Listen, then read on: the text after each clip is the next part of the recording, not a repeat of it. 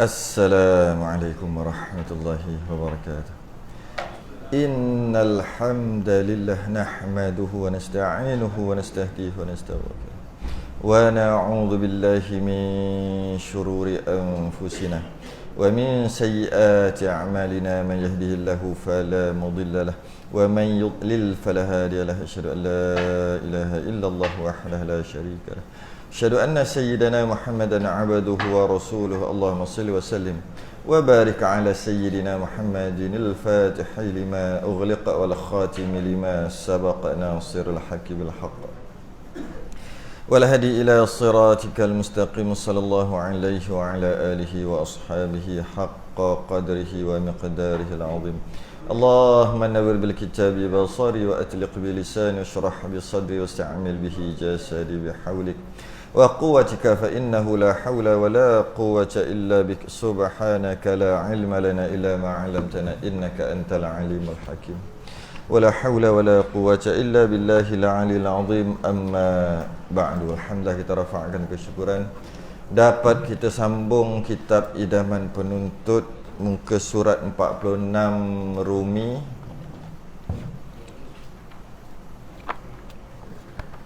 Jawi muka surat 91. Jawi 91, Rumi 46. Kita membicarakan tentang qasar. Syarat qasar. Syarat sah qasar. Syarat sah qasar.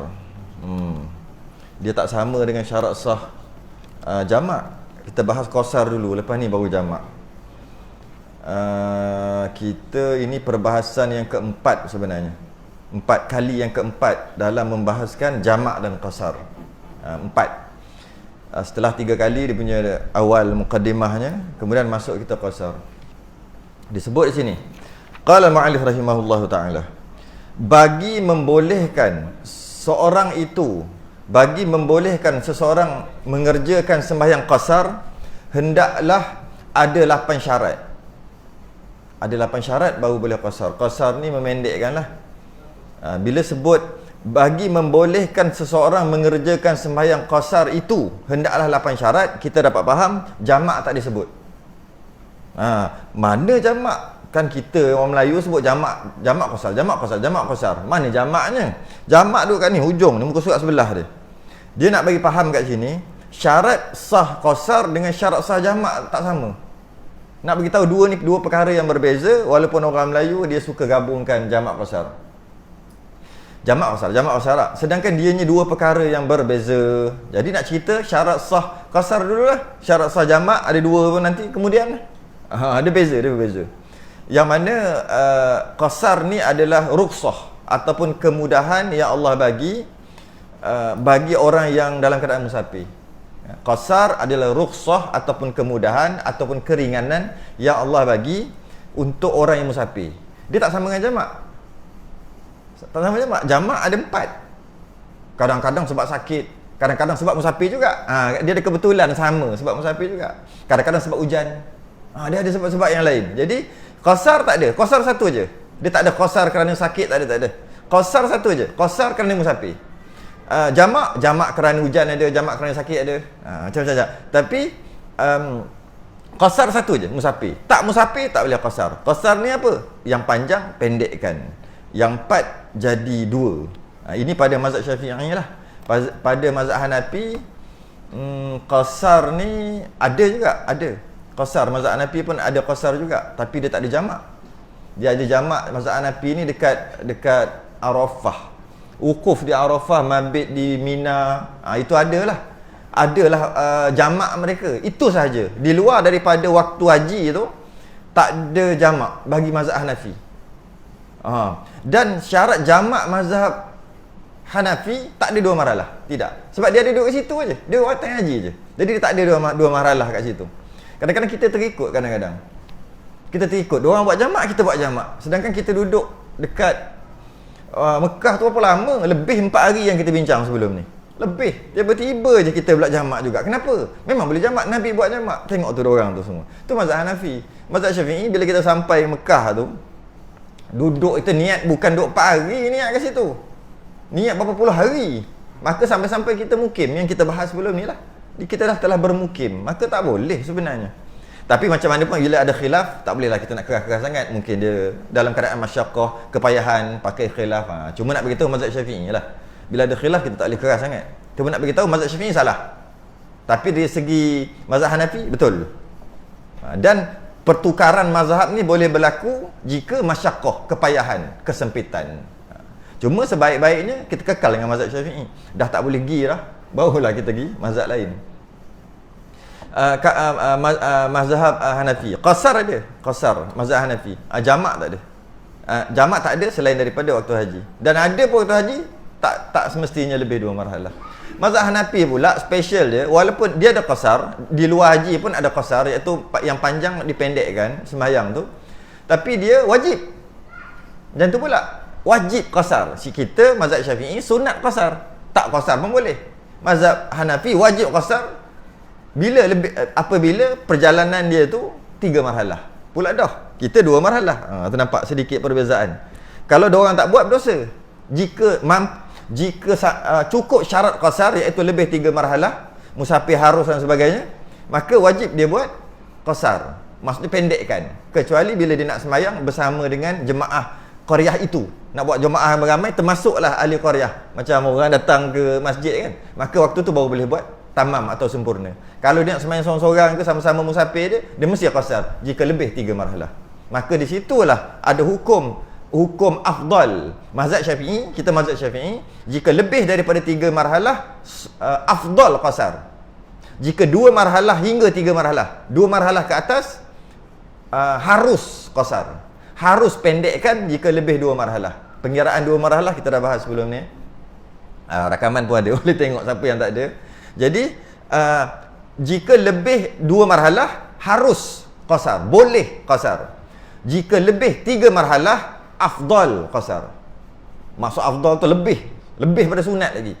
Kenapa jadi gitu? Kerana meraihkan mazhab Hanafi lebih 3 marhalah wajib qasar. Nak raih juga mazhab lain. Kan itu. Sikitlah supaya kita dapat sedikit kematangan apabila kita tengok bercampur dengan orang buat lain sikit, kita pernah dengar. Jadi itu kita sebut tu. Bukan suruh hafal pun, bukan mazhab kita pun. Kita nak pakai mazhab Syafi'i. Baik, ada 8 dia kata. 8 syarat qasar. Cukup 8 syarat baru boleh qasar. Yang pertama, bahawa safarnya, safar tu musafir lah, bahawa safarnya tidak bertujuan kerana membuat maksiat, seperti hendak mencuri atau berfoya-foya dengan perempuan yang tiada halal. Ini hukum. Walaupun kita agak geli hati kita aja. Dia nak buat maksiat, agak-agak sembahyang lagi ya. Nak pergi mana ni? Berapa? 100-200 km nak pergi. Buat apa nak buat maksiat? Nak pergi golok sana, danok sana. Nak buat apa? Cari perempuan lah. Lebih 2 marah, agak-agak sembahyang.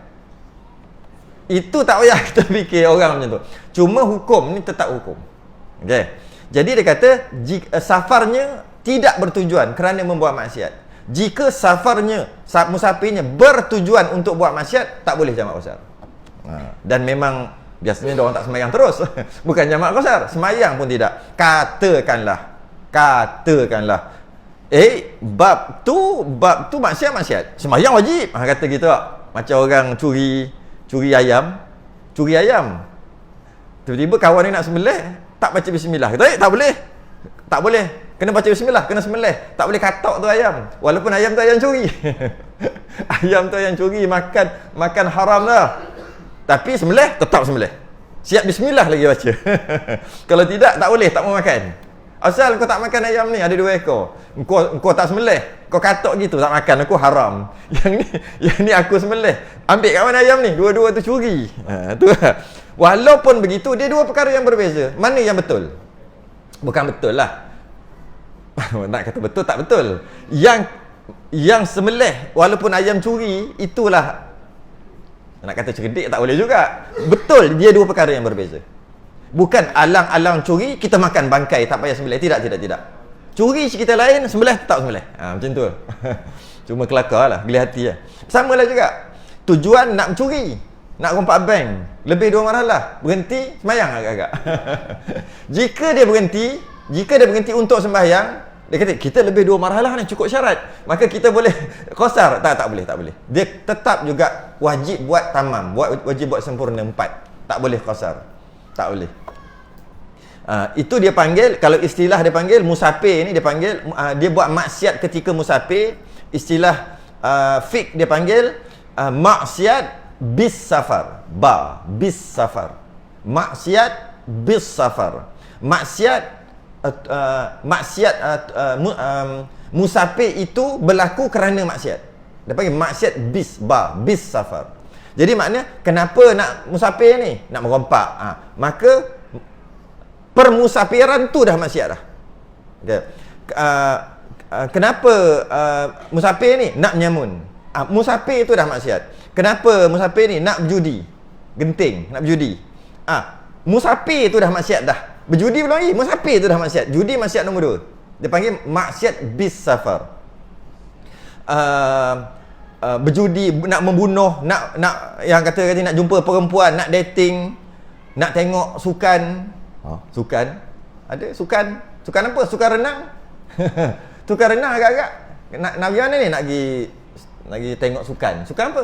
Angkat berat. Awal-awal lagi niat dia gitu tu, nak pergi tengok tu, kan aurat tu. Angkat berat, renang. Maka musafir tu dah maksiat. Maka dengan sebab itu dia tak boleh jamak qasar. Tapi itulah. Jadi hati-hatilah kita nak buat apa tu. Cuma ada orang tanya, nak jawab pun payahlah juga. Tengok bola. Sebab dah lah tu tengok bola, lepas tu dia orang pakai pula kepala lutut nampak aurat. Sah nak jawab. Kita pergi bukan nak tengok kepala lutut orang, nak tengok bola. Untuk jawab tu, jawab sendiri ya. Jawab tu saya nak bawa satu lagi. Tadi maksiat bis safar.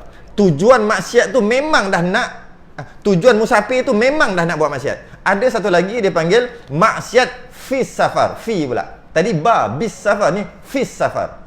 Maksiat fis safar ni maksiat yang berlaku dalam musafir, dalam perjalanan. Tapi tujuan dia bukan nak buat maksiat, bukan nak buat dosa. Tapi berlaku juga maksiat. Dia beza. Contoh, naik bas nak musafir. Musafir tu okeylah tujuannya balik kampung. Tujuan baiklah, pergi cuti, tengok keindahan alam yang dibenarkan. Bukan maksiat, bukan tujuan maksiat. Tiba-tiba duduk dalam bas, tengok ada sebelah ada awek lah pula. Dia berlakulah maksiat dalam bas tu. Tujuan dia bukan nak buat maksiat. Dia panggil maksiat fis safar. Maksiat fis safar dibenarkan untuk rukhsah, terima, boleh jamak qasar. Bila sebut rukhsah, macam-macam boleh jamak qasar. Dia naik kereta nak pergi balik kampung, tengok-tengok ada orang pamper. Main dulu pamper tu, bukan main pamper yang naik pusing tu kan, yang baling-baling tu. Yang itu tu. Tu judi tu. Kita nampak Allah baling benda tu je pun judilah tu. Kalau kena dapat besar, hadiah besar. Tak kena dapat hadiah kecil. Macam biasa. Macam biasa cerita tu. Tengok aja. Ada tembak, ada dart tu, ada tembak. Semua-semua tu judilah tu. Beli, lepas tu kalau kena dapat, kalau tidak rugi saja. Dia bukan pergi nak main pamper tu, dia bukan pergi nak buat maksiat dekat dalam mana-mana, tak. Dalam perjalanan tiba-tiba ada. Dia kata rezeki jangan ditolak. Takkan dia nak tolak. Maka dia buatlah maksiat. Okey. Maka dia boleh jamak qasar. Sebab dia bukan tujuan. Yang tak boleh bis safar. Fis safar boleh. Ni bukan suruh buat maksiat ni hukum. Ini hukum. Dibenarkan menerima rukhsah. Jadi bab bola tadi, cuba tengok mana satu, jawab. Fis safar ke bis safar? Kalau bis safar, tak boleh. Walaupun nak ke mana, nak tengok bola, stadium Shah Alam, Pahang lawan Selangor, nak pergi. Nak pergi. Boleh tak buat jamak dan qasar? Bis safar ke fis safar? Sebab kadang-kadang ianya boleh jadi maksiat kat situ. Bercampur lelaki perempuan. Tapi tak, kami tak duduk bercampur, kami duduk masing-masing lah. Kalau ianya bis safar, tak boleh. Lain senang, tak payah. Buat je lah, tamam, buat penuh je lah. Berapa waktu je pun tak. Biasa maghrib, insya Allah. Sebab orang yang tengok bola ni, biasanya maghrib memang out lah. Jadi dia nak tak nak dia kena jamak takhir, iaitu sembahyang maghrib pada waktu isyak bila balik nanti. Tak kisahlah balik menang ke, balik angkat bendera, balik sorok bendera, tak kisah. Cuma dia akan buat nanti. Soalannya, boleh ke tak boleh? Bergantung kepada bis safar atau fis safar. Agak-agak dia bukan nak tengok maksiat tau. Tengok bola. Sukan. Tapi tiba-tiba berlaku maksiat dalam itu, tapi itu bukan tujuan. Maka boleh. Kalau fikir macam tu boleh. Kalau saya kata alah buat je lah, buat sempurna je lah, tak payah nak jamak-jamak lah, sebab dia jadi sekabut siap. Cuma kalau kita kata begitu boleh. Tapi ada orang, mungkin perempuan, dia tak minat bola, dia minat ada pemain bola nombor sebelah, yang nak sebut nama tak kerti, dia nak tengok peha, nak tengok betis, nak tengok kepala lutut lelaki tu. Maka perempuan tadi tak boleh, sebab tujuan dia nak pergi memang nak buat maksiat dah. Bola tak kerti aku macam mana, tapi orang dia juga, rupanya dia minat kat seorang ni. Maka tujuan dia nak tengok kepala lutut kawan tu, maksiat tu, aurat. Maka perempuan tadi tak boleh. Yang lelaki tadi boleh, aku nak tengok bola. Begitulah. Jadi kalau kata ada orang kata boleh, ada kata tak boleh, dua-dua boleh terima, bergantung pada takrif tadi tu, tujuan tu. Sebab bila kita tengok memang ada lah, bila tanya kata tak boleh sebab benda tu lara, benda tu tak berfaedah, benda tu berdosa, maka tak boleh jamak qasar. Tanya orang lain pula, kata boleh pula. Macam mana boleh berlaku perbezaan tadi? Kerana tadi lah, sama ada bis safar atau fis safar. Okey. Pertama, tu syarat pertama. Syarat pertama. Yang kedua, perjalanan jauh 2 marhalah. Syarat kedua untuk 4 jadi 2 ni, qasar. Perjalanan jauh 2 marhalah atau lebih. Bagaimana telah dinyatakan awal fasal, dah cerita dah. Dia mesti 2 marhalah ke atas. Kita dah bincang sebelum ni. 1 marhalah tu kiraannya macam mana. Kenapa ulama' berbeza 80 km sampai 99 km. Berbeza. Ada kata 80, 81, 83, 85, 87, 89, 90, 91, 93, 95, 99. Banyak ni kenapa? Kerana dalam menentukan marhalah tadi, zaman asal zaman Nabi tu tak ada kilometer, tak ada batu. Habis tengok macam mana? Tengok unta. 2 marhalah, 2 kali unta berhenti. Yang kita dah bahas sebelum ni. Unta tu berjalan sampai dia berhenti. Siang hari dua kali berhenti. Siang berapa kilometer? Jalan daripada pagi tu sampai ke petang, sampai ke maghrib. Tengok berapa kilometer. Rehat. Esok pagi tu lepas subuh tolak lagi sampai maghrib. Maghrib tengok berapa kilometer. Dapat kilometer campur 2 hari tu, itulah dia 2 marhalah. Sekali berhenti, sekali marhalah. Dan kita dah bahas panjang lebar sebelum ni. Dia kata dah bincang sebelum ni. Itu syarat kedua. Mesti jauh lebih 2 marhalah.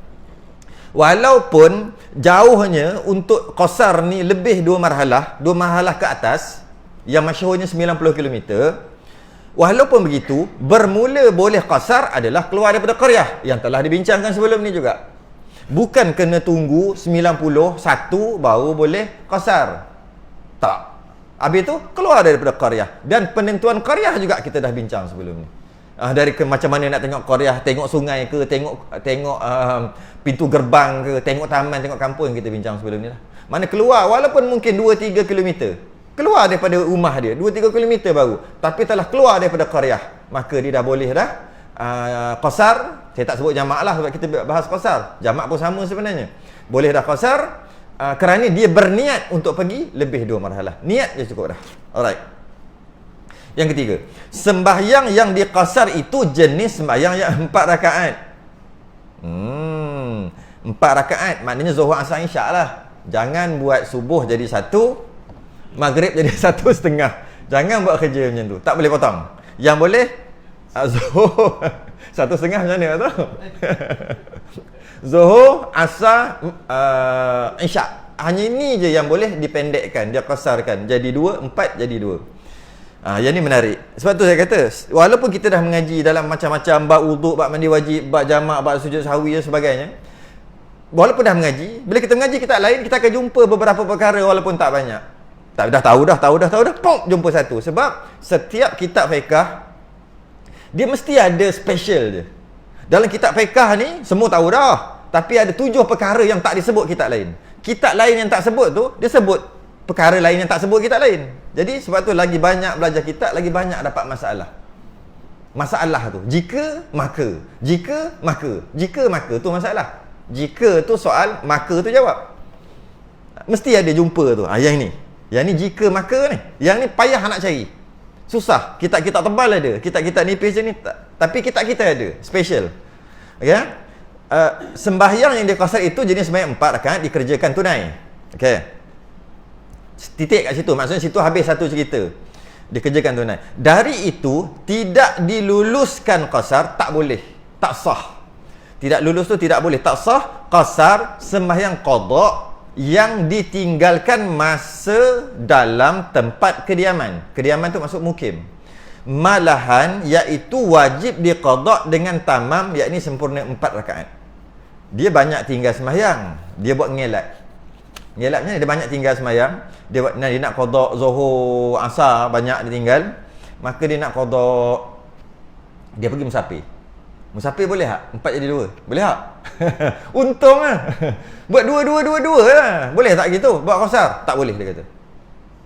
Ada yang boleh yang bawah tu, tapi tak boleh dulu. Sebab begini. Nak tahu boleh tak boleh, dia tinggal tu ketika bila? Sekarang ni dia nak qada. Nak qada zuhur 4 lah. Sebab dia tinggal zuhur, qada 4 lah.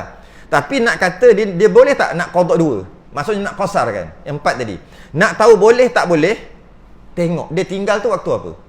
Jadi sebut sini dia tinggal waktu kediaman. Masuk kediaman dekat rumah lah, bukan musafir lah kediaman tu.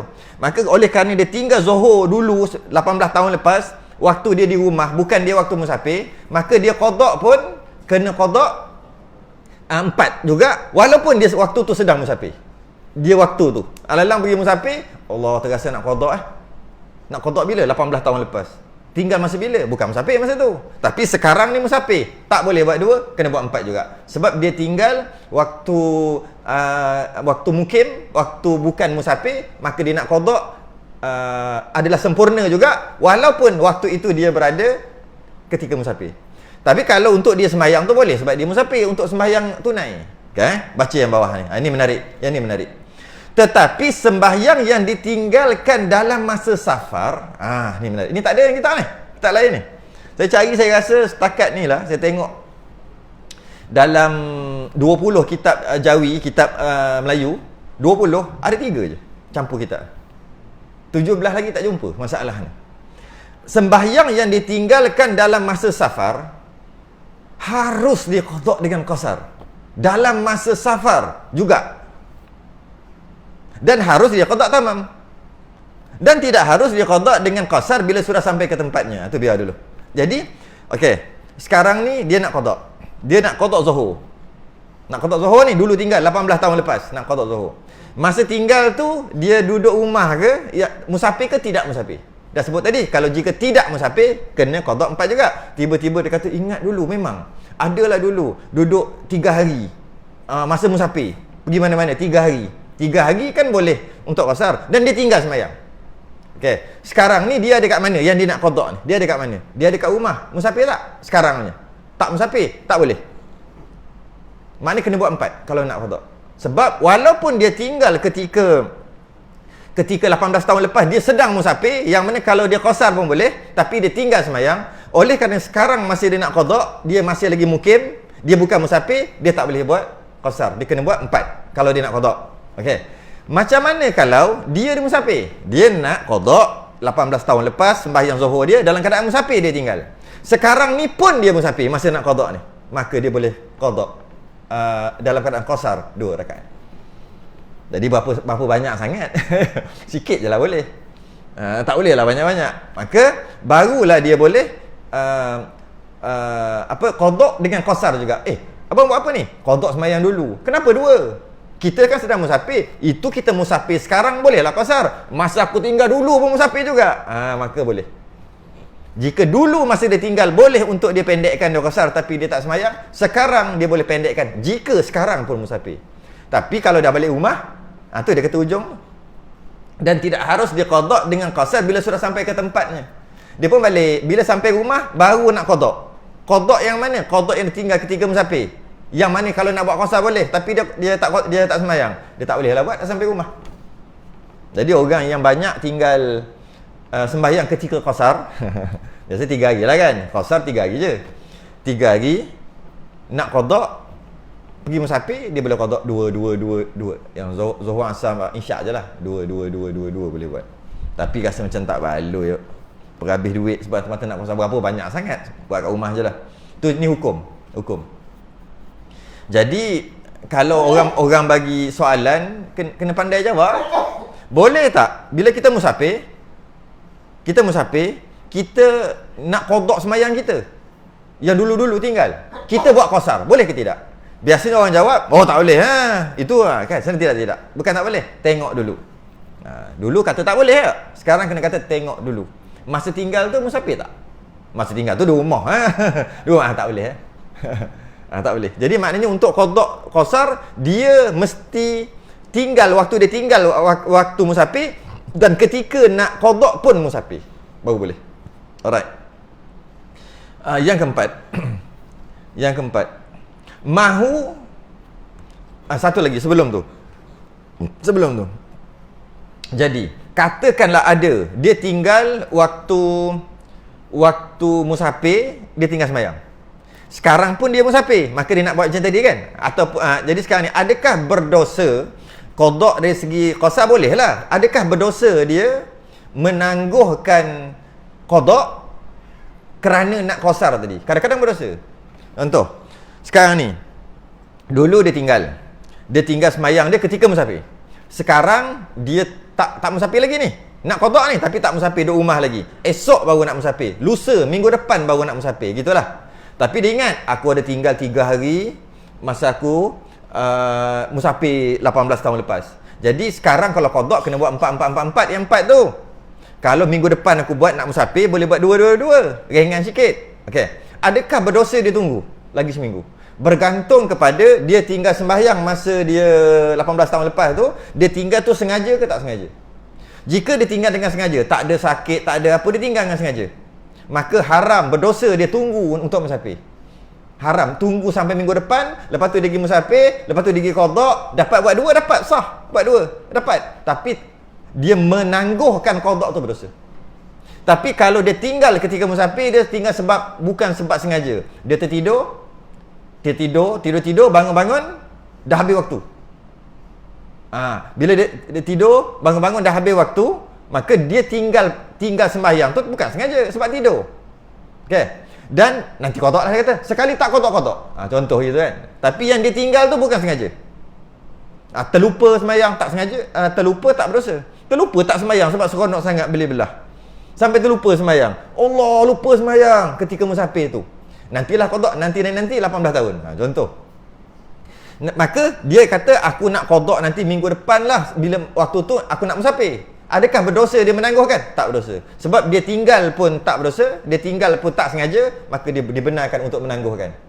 Tapi kalau dia tinggal tu sengaja, malas, muda-muda dulu, dia menangguhkan seminggu lagi tu berdosa, tapi dia sembahyang nanti sah. Tapi dosa kerana menangguhkan. Kat situ. Nanti kan takut-takut orang pakat-pakat buat. Padahal dulu dia tinggal sengaja. Tiba-tiba ustaz kata boleh, memang 3 hari lagi nak musafir ni, nanti qada kat sana lah. 3 hari tu dia berdosa. Dosa apa? Dosa kerana menangguhkan. Tapi kalau dia buat, sah juga. Okay. Mahu ada niat mengerjakan. Yang keempat, mahu ada niat mengerjakan dengan qasar dalam takbiratul ihram. Dia kena niat mengerjakan qasar. Niat qasar tu dalam takbiratul ihram. Takbir mula-mula tu lah. Yang sedangkan kita tahu, ketika takbiratul ihram, masa mula nak sembahyang, mesti ada qasad, ta'arud dan ta'yin. Aku sembahyang fardu apa? Zuhur, isyak. Aku sembahyang usalli.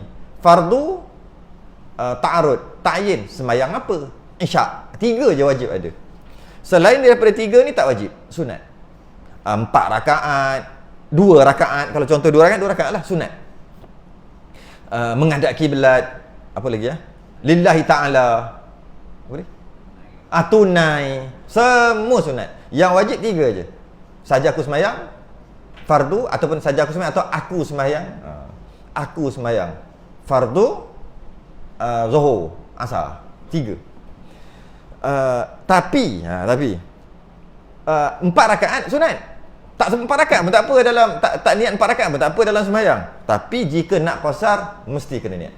Iaitu kena niat, niat mahu mengerjakan dengan qasar dalam takbiratul ihram, mesti 4. Jadi dia kena ada 4 lah.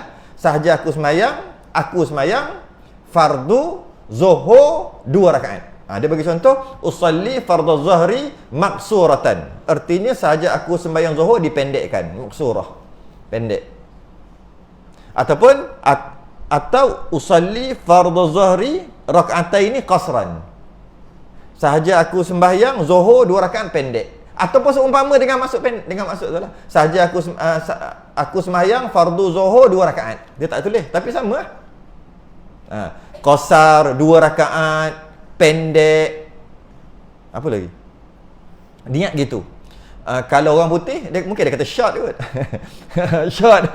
Tak kisahlah, bahasa Cina cakap Cina. Maksud bukan cakap niat tu. Dia tak semestinya bahasa kita. Okey. Jadi mesti niat dalam takbiratul ihram. Jika dia tak niat dalam takbiratul ihram, sebab biasanya 4 rakaat ni dia tak niat macam biasa sembahyang. 4 rakaat. Jadi bila dia nak buat qasar, dia terlupa pula 4 rakaat tu. Maka dia tak niatlah Allahu akbar saja aku sembahyang fardu zuhur sahaja. Lepas Allahu akbar dah masuk sembahyang baru teringat Allah nak buat qasar. Tak boleh dah. Tak boleh. Maka kena buat 4. Bukan terbatas sembahyang, kena buat 4. Tak boleh dah. Dia mesti 2 rakaat tu dalam takbiratul ihram. Tak boleh di luar. Tak boleh. Jadi sebab tu disebut tu. Mesti dalam takbiratul ihram. Kita pula, masalah kita pula, kita pergi masuk semua duduk dalam tu. Kalau kata biasa orang Melayu ni buat jamak sekali dengan qasar kan. Okey. Dia nak masuk apa? Jamak takdim ke atau jamak takhir lah. Dah lah tu 2 rakaat tu dah wajib. Jamak takhir atau jamak takdim tak wajib niat dalam takbiratul ihram. Tapi dia masuk habis. Sahaja aku solat fardu zuhur 2 rakaat, jamak takdim. Apa lagi? Jamak takdim dengan asar. Gitu. Apa lagi? Tunai. Apa lagi? Apa semua panjang. Itu yang jadi tu. Sedangkan yang wajib 4 aja. Aku sembahyang fardu zuhur 2 rakaat kalau nak buat qasar. Habis jamak takdim nak niat bila? Jamak takdim niat dalam sembahyang yang pertama. Itu kita akan masuk nanti. Jamak takdim niatnya dalam sembahyang yang pertama. Jamak takhir niatnya dalam waktu yang pertama. Tu kena memang orang musafir kena tahu sangat benda tu. Jamak takdim, niat jamak takdim tu bukan niat usolli tu. Niat usolli masa takbiratul ihram lah. Niat jamak takdim tu nak niat bila? Jangan duduk masuk dalam takbiratul ihram. Boleh nanti dia apa orang Ganu kata apa? Bolok habis. Itu ya Allah masuk dah lupa lah niat apa benda dah 2 rakaat dah ke belum? Jamak apa salah sebut jamak. Padahal 4 itu je. Itu kalau nak buat qasar. 4 aja. Habis jamak takdim nak niat bila? Dalam sembahyang yang pertama. Maksudnya bermula takbiratul ihram boleh niat tu sampai sebelum salam boleh niat. Mana-mana. Ketika rukuk, ketika i'tidal, ketika baca Fatihah, sebelum amin, lepas amin, tengah baca surah. Niat apa? Jamak takdim tu. Jangan niat sembahyang. Niat sembahyang 4 tadi tu dalam takbiratul ihram. Jadi masa takbir Allahu akbar sahaja aku solat fardu zuhur qasar. Cukup. Sebab susah banyak kan tu cukup. Allahu akbar. Lepas Allahu akbar jamak takdim. Cukup. Lepas tu ataupun baca dulu wajah tu. Habis tu jamak takdim. Ataupun waladhdallin. Amin sebut amin jamak takdim. Jamak takdim tu niat kat hati. Ataupun masa rukuk, ataupun masa i'tidal, ataupun masa sujud, ataupun masa tahiyat akhir sebelum salam. Fil alamina innaka hamidum majid jamak takdim. Assalamualaikum warahmatullahi. Boleh dia semua tu. Jangan duk masuk dalam takbiratul ihram. Lainlah kita memang dah mantap dah. Masuk takbiratul ihram boleh lah. Kita jarang-jarang. Itu jamak takdim. Jamak takdim niat jamak takdim dalam sembahyang yang pertama. Tiba-tiba salam. Salam Allah lupa niat jamak takdim. Tak boleh buat asar. Tak boleh. Dah lupa niat dalam tu. Assalamualaikum. Break. Tak boleh dah. Mim je bunyi habis. Boleh. Jamak takdim. Boleh. Dalam hati ada. Assalamualaikum. Jamak takdim boleh lagi. Assalamualaikum. Habis. Sebab keluar sembahyang dekat mim kan. Assalamualaikum. Okay. Itu jamak takdim. Jamak takhir pula niat dia dalam waktu yang pertama, bukan dalam sembahyang. Maksudnya bila jamak takhir buat zuhur dalam asar. Kita ambil contoh tu. Jadi bila nak niat jamak takhir, niat dalam waktu, bukan dalam sembahyang. Iaitu bermula azan masuk zuhur sampai sampai asar lah mudah kata. Waktu tu ada berapa jam tu? Niatlah ketika bayar berapa ringgit ni? Maka musafir kan beli macam-macam, bayar berapa? 500 setengah. Jamak takhir. Niat macam tu boleh. Niat waktu tu, niat tengah makan, sedap makan. Pok niat jamak takhir. Jamak takhir maksud aku nak buat jamak takhir sekejap lagi. Niat jamak takhir gitu je. Dah niat jamak takhir dalam waktu yang pertama, habislah Zuhur. Habis Zuhur tak berdosa. Sebab apa? Dah ada niat jamak takhir tapi tak sembahyang lagi. Bila nak sembahyang jamak takhir nanti, masa Zuhur, niat Zuhur je lah. Kalau nak qasar, jangan lupa 4 lah kena ada. Sebab qasar tu wajib dalam takbiratul ihram. Jamak takhir tak payah niat dah. Tak payah niat dah. Sebab apa? Dah niat dalam waktu yang pertama. Jadi sahaja aku solat fardu Zuhur, nak qasar, nak qasar pendek 2 rakaat. Allahu akbar. Mayang je. Lepas tu asar memang waktu dia. Mayang je lah nak niat jamak takhir benda ni, memang waktu asar. Senang je sebenarnya. Tapi kita habis buat masuk semua tu dalam takbir tu. Dengan jamak takdim, jamak takhir 2 rakaat. Kalau jadi makmum pula mengikut imam. Padahal dia senang. Yang kelima, syarat yang kelima. Kalau takhir, dia tak kisah. Dia tak ada tertib. Maksud tak tertib tu dari segi keharusan. Kalau jamak takhir boleh buat Zuhur dulu, boleh buat asar dulu. Tapi afdal buat Zuhur dulu. Sebab ikut turutan. Tapi dari segi kebolehan, boleh buat asar dulu. Boleh buat asar dulu. Tapi kalau jamak takdim, jangan buat hal. Jamak takdim, buat Zuhur dulu baru asar. Tak boleh asar dulu. Dia kena Zuhur dulu. Jadi baru boleh. Tapi jamak takhir, tak kisah. Cuma afdal buat Zuhur dulu sebagai ikut turutan lah. Maghrib dulu kalau maghrib dengan isyak. Kiaslah maghrib dengan isyak.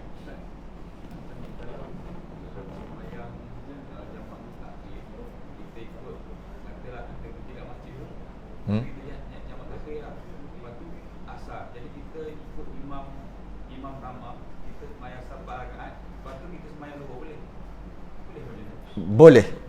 Imam sembahyang asar kan? Sembahyang asar, kita masuk, kita kata nak berjemaah dengan masyarakat lah. Kita pun buat asar dulu. Kalau asar insya-insya lah, tengoklah. Buat asar dulu, berjemaah. Niat apa? Niat macam biasa lah. Okey. Lepas pada tu, habis pada tu, terus kita buat, sebenarnya tak wajib mualat. Lepas pada tu kita boleh buat Zuhur. Boleh. Dari segi boleh. Dari segi kebolehan. Cuma kalau dalam kes tadi, dia sama berat. Sebab dengan buat berjemaah dengan masyarakat, dia ada pahala lain. Pahala khusus, dia lebih kat situ. Dari segi pahala tertib, pahala sunat tertib, tak dapat. Sebab yang kalau buat Zuhur dulu baru asar, dapat pahala tu. Pahala tertib. Tapi tak wajib. Tapi dia dapat cover balik dengan jemaah tadi. Jadi timbang-timbang. Tapi dari segi keharusan boleh. Boleh buat asar dulu jemaah. Sebenarnya bukan buat asar jemaah. Buat asal seorang-seorang pun boleh. Lepas tu buat Zuhur. Cuma rugi. Yang tu rugi. Jadi kalau kata nak buat jemaah tu, kalau saya kata kena timbang-timbang. Nak agak-agak mana pahala lagi besar? Pahala jemaah, berjemaah dengan ahli qaryah orang lain lah. Berjemaah ataupun tertib. Tertib sunat. Mana agak lagi besar? Fikir-fikir kan, timbang-timbang lah maksudnya. Besar jemaah kot. Ya. Kalau kita rasa besar jemaah, buatlah tu dulu. Tapi kalau sembahyang seorang, memang tak boleh nak kata lebih afdal ke tak boleh. Kalau sembahyang seorang, asar dulu baru Zuhur, tak. Zuhur dulu baru asar lebih afdal. Kita tahu. Sebab tak ada kelebihan kat situ. Jadi kalau buat asar dulu, itulah. Sebab kalau tidak, kita akan buat sembahyang seorang. Sembahyang seorang, satu-satu je dapat. Dapatlah pahala tertib tadi. Baik jemaah. Jemaah. Berjemaah lebih besar pahala sikit. Cuma tak boleh buat tertib tu. Hukum sunat tertib. Okey, yang kelima. Banyak maklumat nak kena masuk ni. Yang kelima, tidak boleh, ni panjang juga ni. Tidak boleh mengikut orang sembahyang tamam. Ingat tamam-tamam nak sebut-sebut ni, tamam ni sempurna lah 4. Tamam tu sempurna. Sembahyang biasa. Dia kata benda tamam-tamam ni pula takut. Kadang-kadang gitu kita puas sebut tamam. Lain kali benda semayang tamam. Saya tahu semayang Zuhur, Asar, Maghrib, Isyak, Subuh. Semayang tamam tak tahu. Tamam tu semayang sempurna 4 rakaat. Kalau yang tak tamam tu qasar 2 rakaat. Takutlah. Tidak boleh mengikut orang semayang tamam. Tak boleh. Ya, jadi yang tadi tu yang kata nak buat asar dulu tadi tu, pastikan dia semayang tamam. Bukan semayang qasar tiba-tiba pula. Tak boleh. Sebab apa? Sebab tak masuk, baru nak masuk ni. Sebab dia nak ikut jemaah kat situ kan. Tidak boleh mengikut. Ni syarat untuk qasar. Tidak boleh mengikut orang semayang tamam. Tu dulu. Sekalipun tu nanti dulu. Tak boleh. Maksudnya kalau imam sembahyang tamam, makmum kena tamam. Makmum tak boleh qasar. Kaedahnya makmum qasar hendaklah berimamkan imam qasar. Sebab tu nak jemaah kena tanya dulu. RNR ke apa kena tanya dulu. Masa kalau nak jadikan dia imam. Nak sembahyang qasar ke? Kena tanya qasar. Biasa kita tanya jamak ke? Jamak tak kisah. Solat pertama jamak, solat kedua solat jamak ni. Solat yang pertama berjemaah, solat kedua seorang, tak kisah. Tapi qasar tak boleh. Imam qasar, baru makmum boleh qasar. Imam tak qasar, makmum tak boleh qasar. Makmum dia jadi kena buat tamam juga. Dia bagi contoh.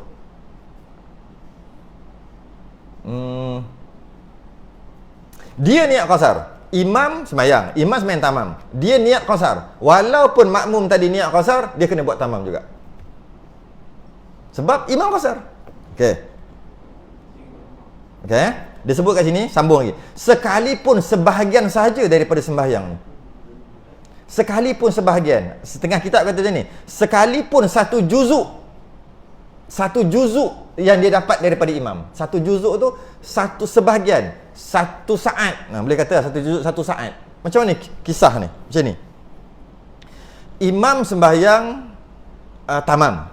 Tapi waktu tu bunyi pula dah. Azan lu. Azan lu kena tengah-tengah berhenti tengah-tengah. Lepas ni kena ulang balik sikit. Alright, kita tunggu azan kejap. Jangan ke mana-mana, jangan lari. Duduk.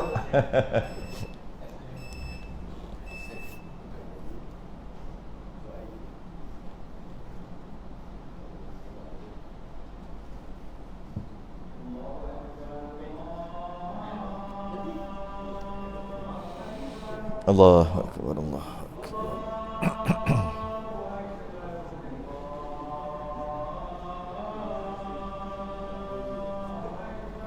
Allahu akbar.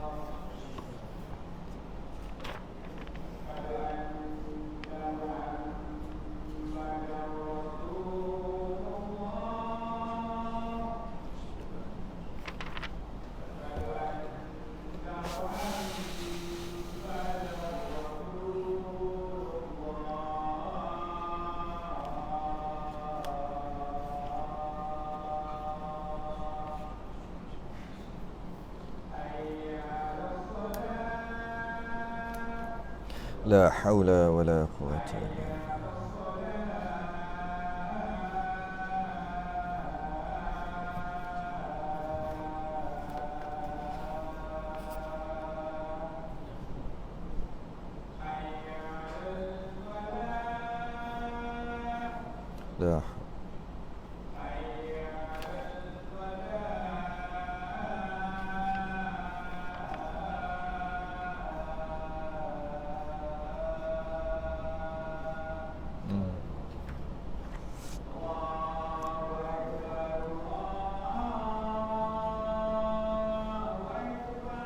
Allahu akbar.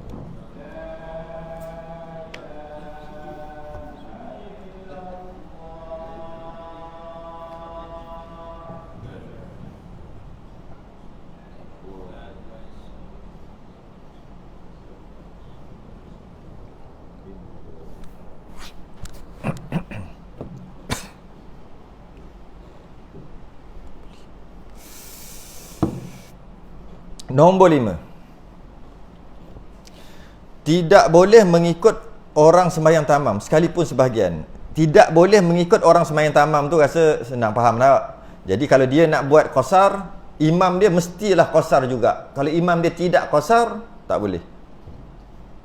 Walaupun macam mana nak buat contoh Walaupun sembahyang imam tu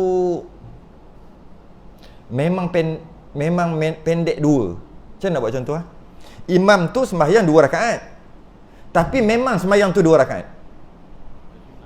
Sembahyang sunat. Cari contoh payah. Okey, imam tu sembahyang sunat 2 rakaat tamam. Tapi tamam. 2 rakaat tapi tamam. Dia nak buat Zuhur qasar 2 rakaat juga, tak boleh. 2 dengan 2 tak boleh. Dia bukan masalah rakaat, dia masalah tamam. Jadi jika dia ikut juga imam sembahyang sembahyang sunat, makmum sembahyang fardu, buat jamak, semua tak ada masalah. Tak ada masalah yang tu. Jadi imam sembahyang solat sunat 2 rakaat. Tapi 2 rakaat tu tamam lah tu. Tamam. Penuh 2 rakaat. Makmum tadi dia nak solat Zuhur qasar 2 dengan 2. Bila makmum tadi niat qasar aja, Allahu Akbar, niat ikut imam yang tamam sembahyang sunat tadi, automatik dia wajib buat 4. Bila imam tahiyat akhir, dia kena lepas imam salam dia kena tambah 2. Walaupun sama-sama 2. Jangan faham tamam tu maksud Zuhur, makmum Zuhur juga, bukan, tak semestinya. Kita bukan masalah jenis sembahyang, rakaat sembahyang, bukan. Masalah tamam. Sebab tu saya sebut tamam.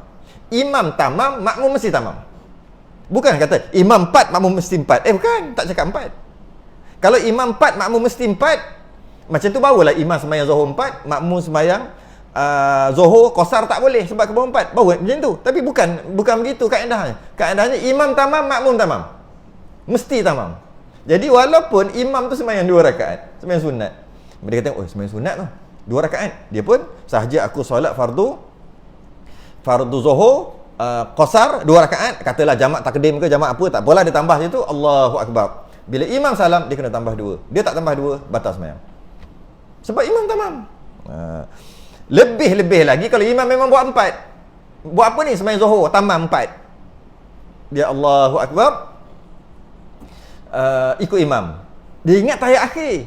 Tiba-tiba imam tahiyat awal. Lepas tu tambah, baru dia tahu. Dia kata aku niat qasar. Dia mufaraqah. Kalau dia mufaraqah sekalipun, dia kena tambah lagi 2 juga. Dia kena ikut imam. Sebab kalau imam tamam, makmum automatik tamam. Qasar makmum tidak terpakai. Bukan terbatal tak batal. Cuma qasar tu tidak sah. Bukan sembahyang, qasar tak sah. Niat makmum qasar tidak sah apabila imam tamam. Kena bangun. Tambah. Kalau imam memang naik rakaat ketiga, maknanya aku tersilap agak. Ingatkan dia qasar, sekali dia tamam. Dia ni aku dah niat qasar, tak boleh, tak sah qasar tu. Bangun. Tapi itulah yang solat sunat tu yang kesian lah. Sebab bila imam salam, dia salam lah. Dia tak tahu. Imam tu sunat. Kalau dia tahu memang tak boleh lah. Dia tak tahu. Lepas habis sembahyang dia kata, nak pergi mana? Nak pergi seramat. Sembahyang tadi sembahyang sunat. Baru tahu. Buat balik. Siapa suruh main masuk belakang orang aja. Buat balik, dia kena buat balik. Sebab apa dia kena sembahyang balik? Sebab sembahyang dia tak sah. Sebab dia ikut imam. Tapi kenapa buat 2? 2 tu sunat. Tadi dah sembahyang dah. Sembahyang qasar, sembahyang Zuhur asar dah sembahyang dah. Ini sembahyang sunat. Allah. Kalau kita fikir logik, dah halang-halang 2. Okey tak?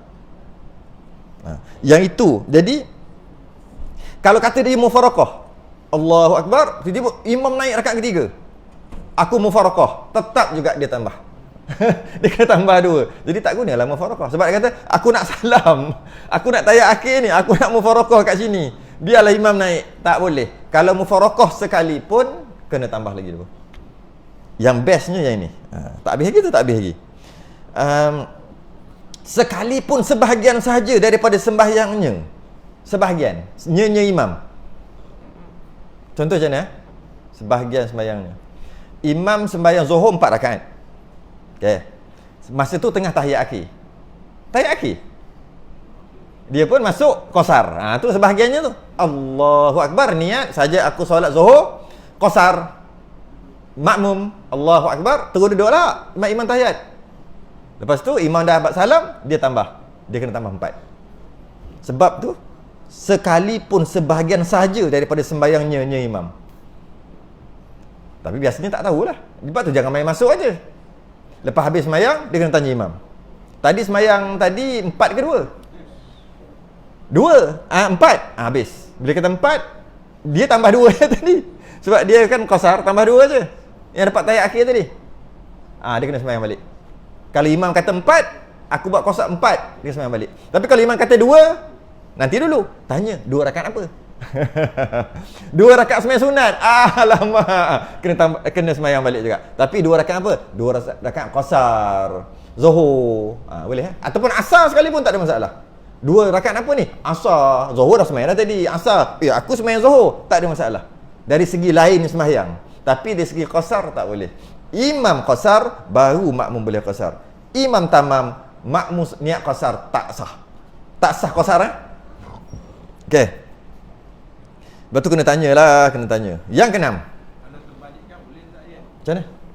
Terbalik. Maksudnya yang imam ni Imam qasar, makmum tamam. Boleh.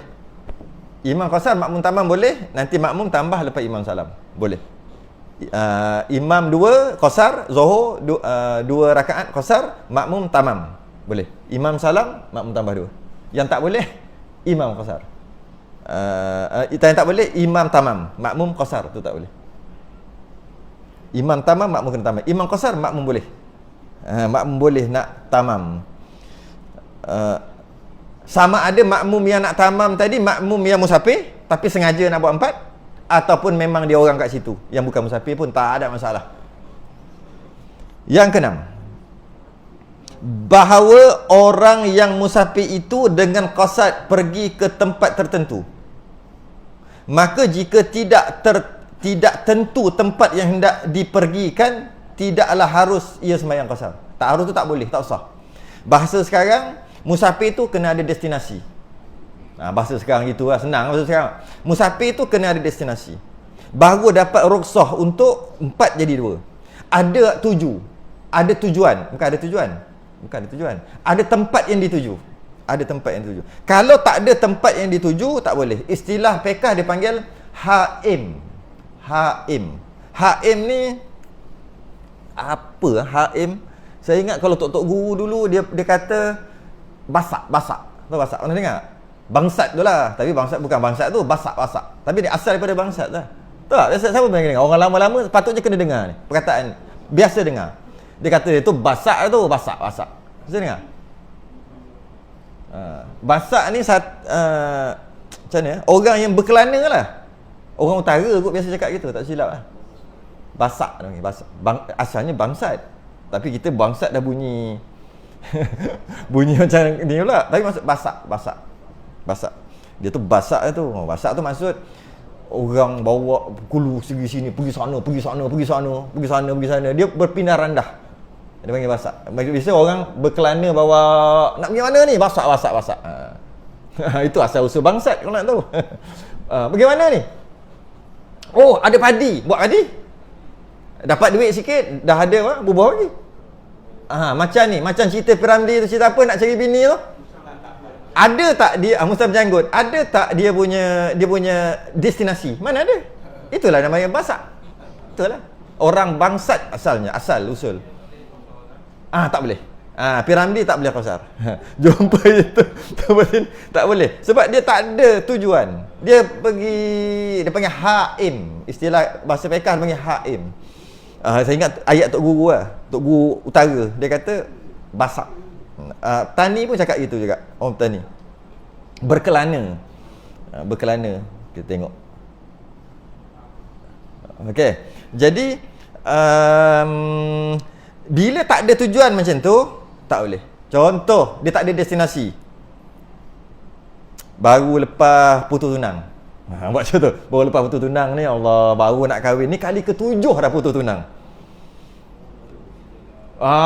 Masuk kereta tengok minyak F full. Duk fikir apalah nasib aku, umur dah, tapi duk main putus tunang. Apa masalah aku? Tengok bas express dia, ikut belakang bas. Tengok minyak sampai E. Pergi bawah minyak. Lapar, pergi makan, sambung. Tengok-tengok 1000 kilometer, tak boleh. Tak boleh. Tak boleh. Jamak pun tak boleh, qasar pun tak boleh. Dua-dua lah. Tapi dalam kes ni qasar lah. Tak boleh. Sebab dia tak ada destinasi.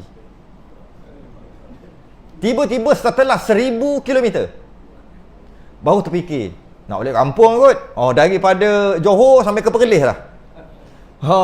Nak balik kampung lah. Kampung dia dekat Perlis.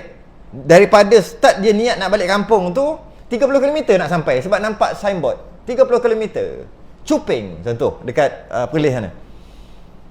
Tengok-tengok daripada situ yang dia mula-mula tengok 30 km.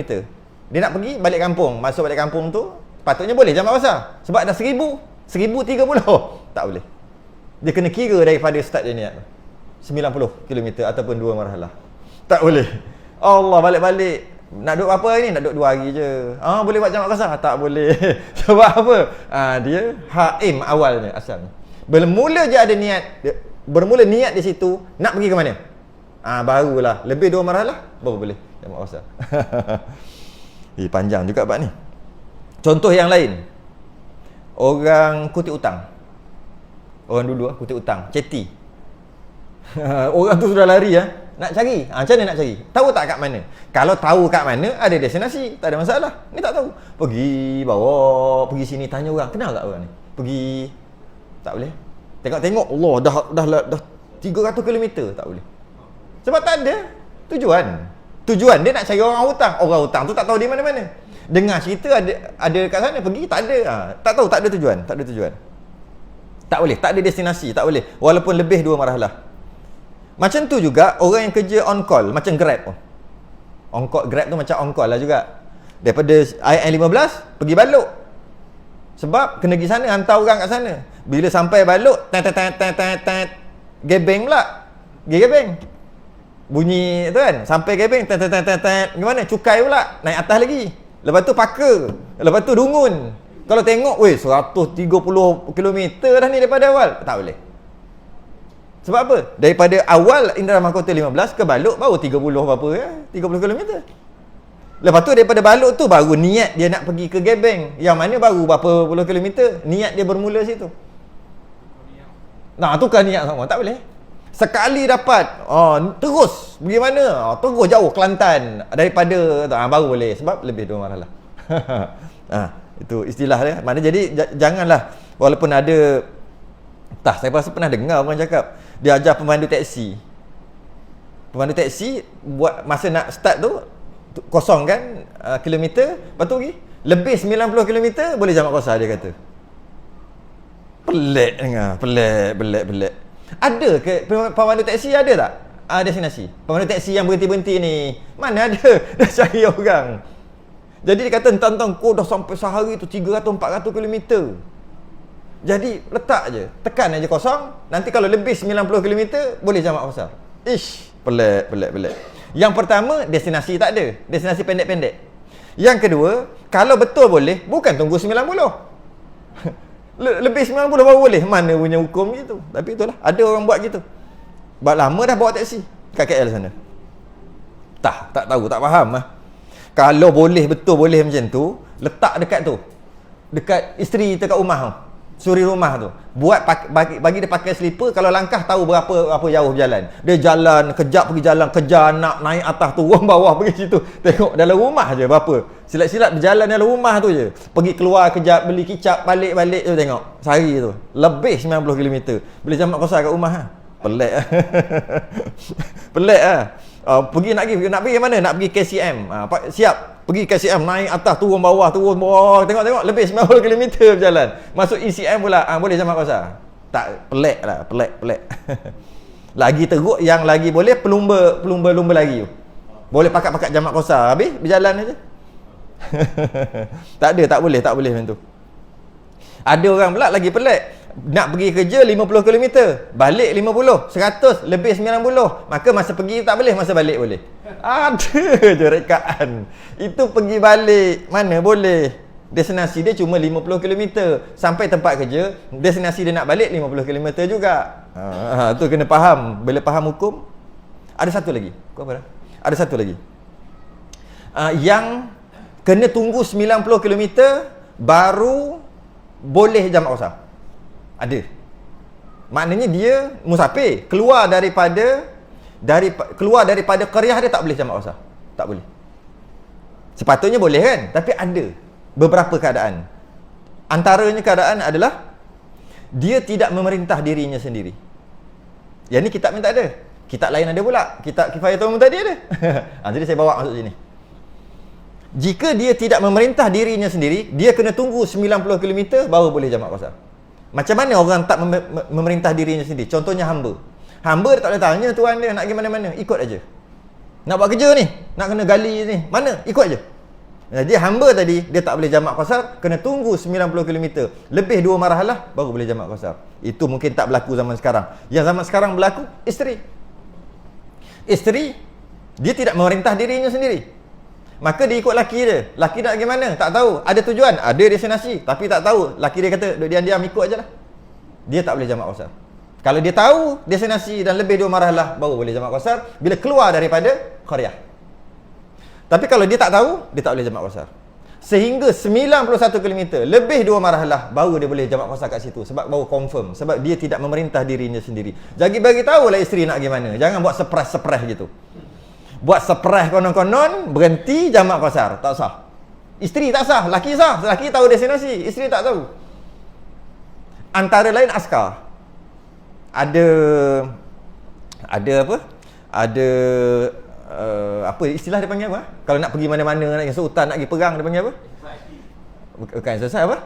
Ada operasi. Ada operasi rahsia. Tak boleh, jangan pecah. Biar pecah di perut, jangan pecah di mulut. Tak boleh bagi tahu. Nak naik helikopter, tak tahu jauh mana. Kita akan bagi tahu sebelum terjun nanti baru kita bagi tahu kita punya rancangan. Sebab dah pecah banyak kali dah. Contoh. Jauh mana tak tahu. Tak boleh jamak qasar. Bila boleh? Lebih 90 baru boleh. 91 lebih 2 marhalah baru boleh jamak qasar, kerana dia tidak memerintah dirinya sendiri. Kalau dia memerintah diri sendiri, okey, kena baca 78 ni, kena habiskan cukup. Berkekalan safarnya hingga sempurna sembahyang, maka jika ia tengah sembahyang dalam kapal atau dalam kereta umpamanya tiba-tiba kapal sampai ke pelabuhan tempat tinggalnya, niscaya wajib ia sudahkan dengan tamam. Dia duduk tepi pelabuhan, dia naik kapal, pergi lebih 2 marhalah, maka dia boleh jamak qasar. Masa balik pun boleh jamak qasar. Tengah-tengah sembahyang qasar, sembahyang Zuhur 4 dia buat 2, tiba-tiba melabuh. Berlabuh itu qaryah dia, maka tak boleh. Tengah-tengah sembahyang tu kena terus tambah 4. Kalau dia jeling, alamak dah sampai pula. Macam tu lah. Padahal dah tayar akhir dah ni. Kena tambah 2. Bukan kena tambah, kena sembahyang terus je jadi 4. Terus jadi 4. Macam tu juga dalam kereta, tengah dalam kereta, dalam kapal terbang. Tapi kapal terbang tak logik tak? Logik juga. Mana tahu rumah dia betul-betul tepi airport. Masa landing tu dia tengah sembahyang 2 rakaat, kena buat 4. Okay? Ini tak berlaku lah ni. Baca je lah. Yang ke-8, tahu hukum bahawa orang musafir harus mengerjakan sembahyang dengan qasar. Maka jika tidak tahu, wajib ia sembahyang tamam. Dia kena tahulah hukum. Aku boleh sembahyang qasar kerana lebih 2 marhalah dan perjalanan tu bukan perjalanan maksiat, cukup syarat semua, maka aku boleh qasar, baru boleh. Tahu tak syarat-syarat qasar apa? Tak tahu lah. Sembahyang je lah. Tak boleh. Dia kena tahulah hukum-hukum hakam. Itulah. Allahuakbar. 8. Settle. Boleh. Sekarang ni musim berapa? 5 lah kami. Kalau kita nak pergi, kita 5. pergi langkah 5 kan. Lepas tu nanti ratio je. Ada sistem ni buat. Okey, betul tak? Menarik juga tu. Dia gini. Dia yang syarat antara syarat peringatan. Antara syarat nombor 1 tu, kalau dalam kitab kita kata tak boleh buat yang maksiat kan. Sebenarnya kalau dalam kitab lain dia tak kata gitu. Dia kata gini, musafir itu mestilah musafir yang harus. Istilah dia gitu, dia guna istilah tu. Itu lebih besar lagi. Dalam kitab kita dia tak kata gitu. Dia kata musafir itu bukan nak pergi buat maksiat kan. Baru kalau nak pergi buat maksiat tak boleh. Tapi sebenarnya nombor 1, musafir itu mestilah musafir yang harus. Apa maksud musafir yang harus? Musafir harus tu wajib, sunat, harus, makruh. Dia nama musafir harus. Tu special. Wajib, sunat, harus, makruh. Itu adalah musafir harus. Yang haram barulah musafir haram yang maksiat tadi. Okey, apa musafir wajib? Nak pergi menuntut ilmu. Wajib. Maka boleh. Okey. Sekarang ni apa musafir sunat? Nak pergi ziarah keluarga. Sunat. Apa musafir harus? Nak pergi melihat keindahan alam, ciptaan Allah. Cuti, release tension harus. Apa musafir makruh? Musafir seorang. Musafir seorang-seorang makruh. Musafir seorang makruh. Dia kena dua. Apa? Tengok bola dah bincang tadi. Ke baru sampai? Dah bincang awal-awal lagi bab tengok bola. Kita bincang awal lagi. Jadi musafir makruh, musafir seorang-seorang. Musafir haram pergi buat maksiat, musafir haram isteri lari pada lelaki dan sebagainya. Okey, dah faham musafir harus. Soalannya, 5 yang nak pergi tengok tadi, duduk mana agak-agak? Tak, bukan memang hukum tengok benda tu harus. Betul, tengok tu harus. Macam ni lah. Macam mana nak cakap? Dia ada nilai syarak tak? Gitu, tukar sikit ayat lah. Jika dia ada nilai syarak, baru boleh. Dia ada nilai syarak. Syarak memberi nilai kepada perkara itu. Macam, itulah, ada nilai. Sebab tu ada orang kata, tengok bola tak boleh. Sebab apa nilai dia? Sukan. Dia sukan, mu tengok. bukan tu. Sebab tu ada kata tak boleh. Kerana tak ada nilai tengok bola. Apa nilai? Bagi nilai. Dekat tengok bola. Jika ada nilai, boleh. Itu dia. Bukan kita. Betul dia orang nak main bola tu boleh. Orang tengok ni, orang tengok. Tigu. Pandai lah tu. Pandai, boleh lah. Tak kisahlah. Kaedah dah ada. Kita nak beramal dengan kaedah dah ada. Kita nak belajar cara-cara, teknik-teknik, posisi berapa, 4-4-2 ke apa ke. Dah sesuai kan. Tak kisahlah. Buatlah. Maka ianya sukan. Boleh kita amalkan dekat kampung kita nanti. Itu sebagai sukan. Buatlah ayat macam mana pun. Okey, kembali balik. 5. Tengok. Apa nilai syarak kat situ? Teknologi tak? Jadi bila dia kena sambung lagi. Bila teknologi, maka teknologi biar teknologi. Maka kita dapat faham manusia buat ni sangat canggih. Sampai canggih macam ni. Macam mana kalau itu baru makhluk cipta. Kalau Allah cipta, kau bawa ke situ. Adalah nilai syarak. Tu maksud dia. Adalah nilai syarak. Kalaulah macam ni punya boleh berpusing-pusing begitu, dan dia boleh terapung, tak ada kaki, kita nilaikan dia dengan nilai syarak. Apa dia panggil? Jet tadi tu, kapal terbang tu, tak ada kaki, tak jatuh. Logik akal, hukum adatnya, bila kita tu jatuh, tapi dia tak jatuh, maka yang memberi jatuh siapa? Allah yang bagi jatuh. Kembali masuk tauhid. Maka kita tengok, ya Allah, besarnya Allah. Bukan nampak sangat tu dah. Nampak Allah Maha Besar. Allah mencipta satu makhluk yang nama manusia. Cerdiknya dia sampai boleh buat macam ni. Maka terasa kebesaran Allah. Maka ada nilai. Boleh. Cari nilai. Ya. Kembali kepada bis safar fi safar tadi. Ya. Ada perwakilan ataupun ada contoh yang tidak mutawarah ni. Ya. Itu jadi positif, tapi kita ada. Dia panggil maksiat yang berlaku fi safar, pada pemusafir. Tapi ada orang cari jodoh waktu tu. Cari mangsa, maka bagi dia tak boleh. Masa ni lah ramai ada markah. Orang sana cakap markah. Saya ni baru ada markah, dia kata. Cantik lah. Tujuannya nak cari tu. Sambil-sambil nak tengok juga. Tapi nak cari tu. Tak boleh lah. Tak boleh lah dia jamak qasar. Yang nak cari markah tadi. Tapi kita bukan nak tengok tu. Tapi nak buat macam mana berlaku kemaksiatan ketika pemusafiran kita. Maksiat fis safar. Maka boleh jamak qasar. Dari segi adakah majlis itu diberkati, itu bab lain pula. Kalau boleh elak-elak, bab tasawuf lain pula. Ini cerita hukum bekah. Betul. Ya, betul. Yes, exactly. Kau apa dah? 8.57 kena stop dah ni. Kita sambung akan datang lagi bab qasar lagi ni, tak habis sikit lagi, lepas tu baru masuk bab jamak. Sudah kita tasbih kafarah dan surah subhanakallah wa bihamdika wa tawassul bil haqqi wa tawassul bis sabr.